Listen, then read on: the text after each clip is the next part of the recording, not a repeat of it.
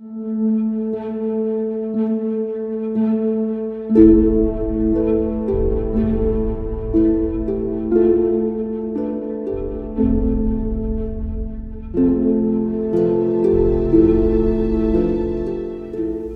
my personal vlog, Filioque in the English language, Filioque, the Catholic trademark, I want to consecrate a couple of episodes to the war, the world war that is going on. It's not the First World War anymore, it's not the Second World War, and strictly speaking, it's not even the Third World War yet, or it might not be, but it certainly is an ultimate world war. Maybe it's the last one. It's the world war between virtual reality, which is not reality at all, and let's say real reality, which is just simply reality. It's a war that we all have to fight, or at least most of us. And on the other hand, it is a war that each one of us has to fight on a personal, individual level, let's say in the deepest intimacy of our hearts. The world war against meaningless virtual reality where everything is possible, but nothing has meaning, and reality itself, where, if we want, we can give meaning to our lives and help others giving meaning to their lives and to the whole world we live in, which is by itself quite meaningless and purposeless. If we want to give some purpose to our lives, it's better we do this in reality. Because in virtual reality there are no limits, like in reality. There are no laws, but there's also no deeper meaning. There's no purpose. We have nothing in view that we can aim at, which gives a true value to our lives, a true dignity to our person.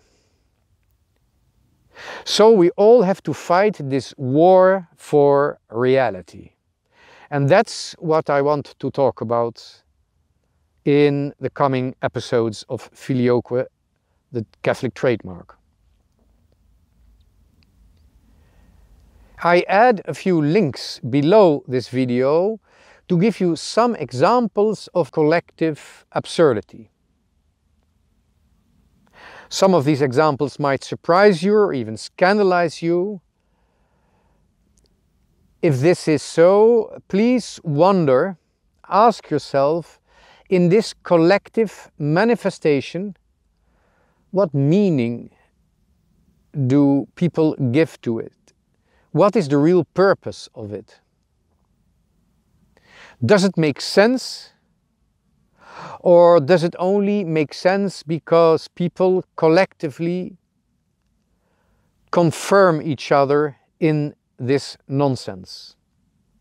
Is there a real sense? Or is there like a virtual sense which, because it's a big crowd manifesting it, seems to be real, but it is not real at all?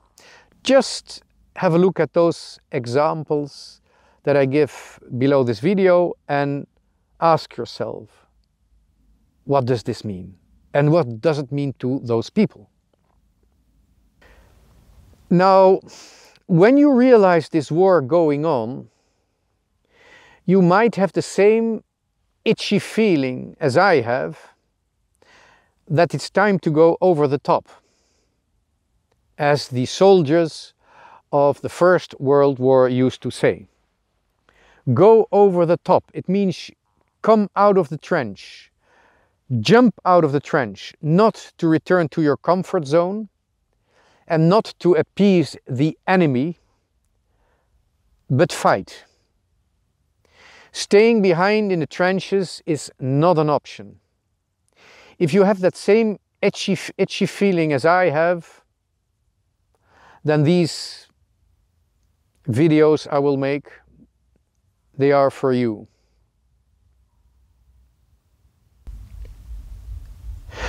It's time to go over the top, but you don't want to get killed immediately. You want to win. You don't want to be killed immediately.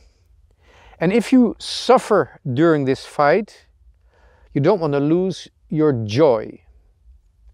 Because the first way of being victorious of the enemy, which might actually be inside yourself, the first and most important way that you can be victorious of your enemy is to remain joyful. Not gay, but joyful.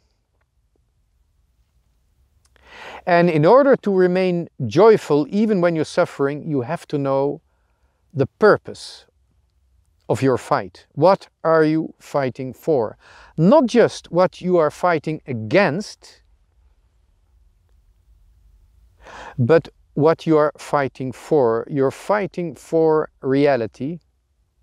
Reality which is given to you so that you, according to your free will,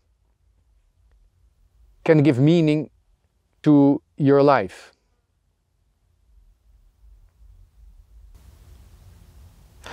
Now, the main theme, if you like, of this series about the fight for reality, will be the virtue of religion. The virtue of religion. What is it? I've talked about this before, and it is going to be very important to not just survive the war for reality, but to be victorious too. The virtue of religion, we will discuss what is it, what does it mean, but also, more importantly, not just what it means, but also how can we give it a shape in our lives, so that body and soul, we really fight for reality. Our place in reality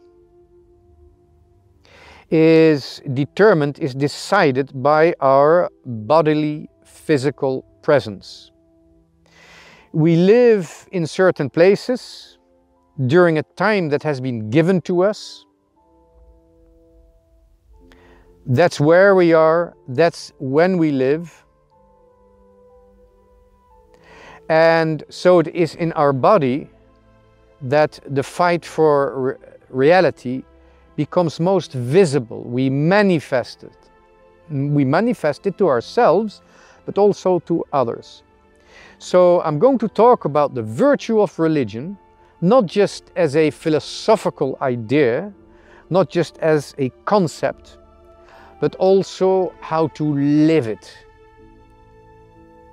What human acts, at what moments, and in what places do I use to give shape to the virtue of religion?